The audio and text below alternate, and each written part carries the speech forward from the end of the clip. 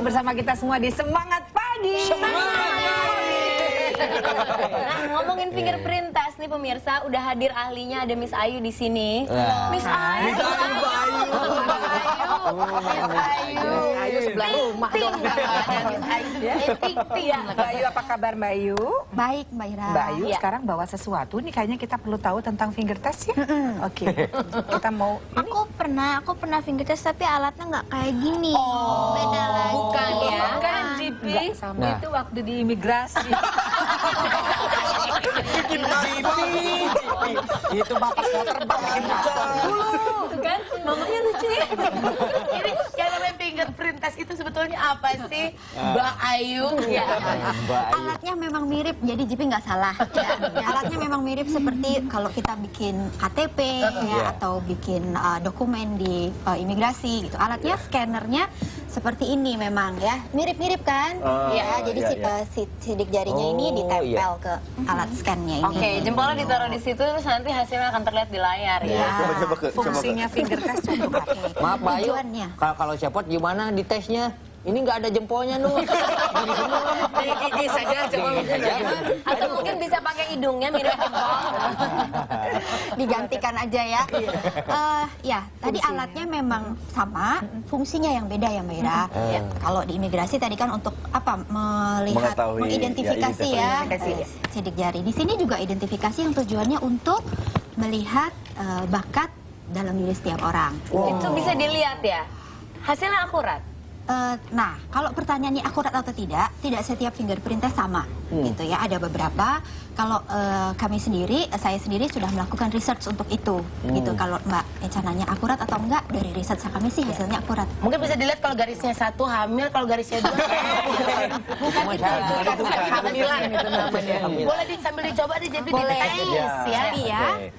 Satu-satu sayang ya jarinya. Oke, yang kiri dulu Coba atau kanan dulu? dari kiri dulu. Kiri, jempolnya dulu. Jempol sebelah kiri. Jadi ini semua sidik jari. Semua sidik jari, ya. Pelan-pelan sayang. Ini yang tengah, ya, tengah. Aku save dulu. Oke, jadi satu persatu ini harus di. Front, save, terus miring ke kiri ya. Gitu. Oh, jadi semua sisi dari Jadi tiap semua jarinya. sisi. Oke. Terus yang kanan, muter kanan saya.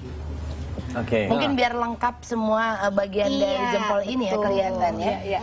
Terus telunjuknya. Oke. Lama Ini boleh nih. kita sambil ngobrol ya Mbak Yu? Boleh, ya? boleh. Oke, Mbak Yu kan ini kan untuk melihat bakat dari anak. Iya. Nah, ini bisa dilihat nggak sih untuk orang tua gitu? Bisa. Kalau Bisa. saya masih bisa. Bisa.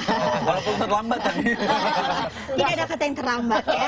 Soalnya begini dulu waktu zamannya Mama ya. Mama juga pernah begini. Ada mah? Ada kelurahan kan? Kiri saya. Sama aja sama GPS. Bu Ayu, ini mau tanya juga, sebaiknya usia berapa dilakukan Sekarang ibu.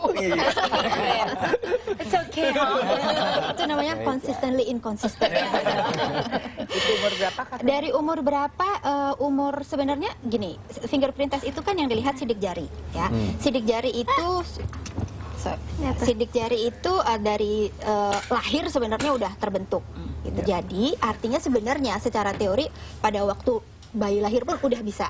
Sudah bisa ya? Cuma kan ngambilnya kayak gini nih, ya kasihanlah bayinya kan, tangannya diputer-puter gitu. Terus juga masih terlalu halus. Ya. Jadi kalau kami sendiri sih menetapkan di umur 2 tahun. 2 tahun. Tapi katanya dari lahir udah ada sidik jari. Apakah berarti sampai kita tua sidik jari itu tidak akan berubah ya? Iya, tetap ya. Nggak berubah. Soalnya ukurannya yang berubah. Soalnya kalau ramal tangan itu kan bisa yang ini berubah garisnya sekarang gitu. Sidik jari itu bisa berubah pada saat kalau misalnya makan pakai tangan. Jadi kotor. Oke, coba mungkin Ibu Ayu bisa geser ke sini dulu biar pemirsa juga bisa lebih lihat. Di sini silakan. Oke, sambil mungkin bisa diproses gitu ya.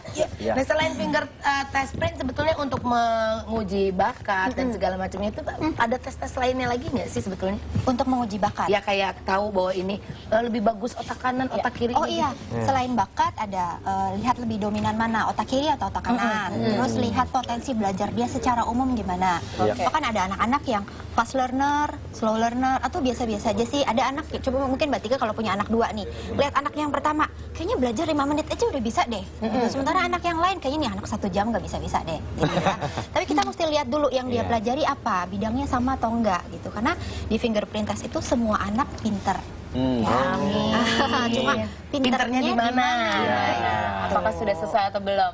Nah, bedanya fingerprint test ini dengan tes-tes bakat lainnya? Tes-tes bakat lainnya, nah mesti dilihat dulu yang lain itu tes bakat atau tes minat. Minat dan bakat biasanya. Bakat dan minat kan berbeda. Ya. Bakat yang memang inborn secara lahir dia udah bawa bakat ini nih. Udah natural berarti dari lahir gitu. ya. Tapi kalau minat itu kan dilihat dari kadang ketertarikan, mungkin ada pengaruh dari ibunya gitu ya. Ibunya ngasih stimulus yang begitu kuat sehingga anaknya mungkin tertarik. Teman-teman deketnya ikut les piano terus anak tuh jadi kepengen ikut. Ya, kayak JP tadi ya, kayak JP kan tadi juga minatnya lebih ke apa namanya, sukanya lebih ke drum ya daripada Padahal mamanya nyuruh piano ya.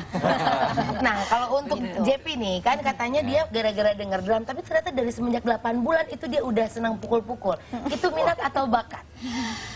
Belum bisa dipastikan apakah sebelum hasilnya keluar. Fingerprint dulu. kalau bakat ini bakat gemuk sama bakat kurus beda lagi ya? Irki.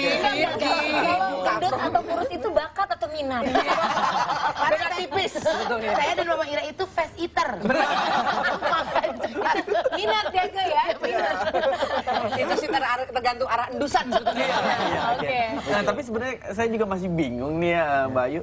Kok bisa ya dari sidik jari ini kok kita bisa kelihatan bakatnya itu lebih kemana gitu? Gini, yang pertama yang harus dipahami, ini bukan sulap, bukan sihir. Bukan. Tolong dibantu ya. Bukan sulap, bukan sihir, ada ilmunya. Ya, ilmunya namanya dermatoglyphics. Dermatoglyphics. Yang mempelajari sidik jari. Ya. Kenapa sidik jari terus kemudian bisa berhubungan dengan tadi, kok bisa sih ngukur bakat? Karena di tiap-tiap jari ini sebenarnya merepresentasikan apa yang ada di fungsi-fungsi yang ada di otak kita. Fungsi otak bagian depan, tengah, dan seterusnya sampai belakang itu diwakili oleh masing-masing sidik jari. Nah, sementara kan otak itu fungsinya macam-macam tuh. Fungsi di depan apa, untuk di belakang misalnya visual, ada untuk auditori ya, untuk penglihatan, untuk pendengaran. Itu beda-beda fungsinya. Itu bisa terdetek dari sini. Oke, betul. Dari sidik jari itu ada karakteristiknya gitu ya? Nah, kebetulan katanya Venita juga kesini katanya mau periksa juga katanya anaknya. Venita ini kebetulan anaknya senang balet, tapi kita cari tahu apakah memang berbakat atau hanya minat di balet. Feni. Selamat pagi. Kamunya makin banyak jadi makin seru kayaknya ya. Silakan. Oke, silakan sini. Silakan duduk Feni. Mamanya bule. Ini ya bikin iktp. Bukan. Mungkin satu dulu kita nih ani-aninya. Bule-bule kok ngomongin iktp. Harus menjadi warga negara yang baik. Nah, ini Venita sekalian periksa. Kita nih mau ada yang lewat dulu sebenarnya gitu. Iya. Jadi ini adalah fingerprint test. Nanti Kayla juga bisa dites. Kita akan lihat hasilnya JP ya. Oke. Jadi bisa jangan kemana-mana, kita akan kembali lagi. Tetap di Semangat Pagi. Semangat pagi,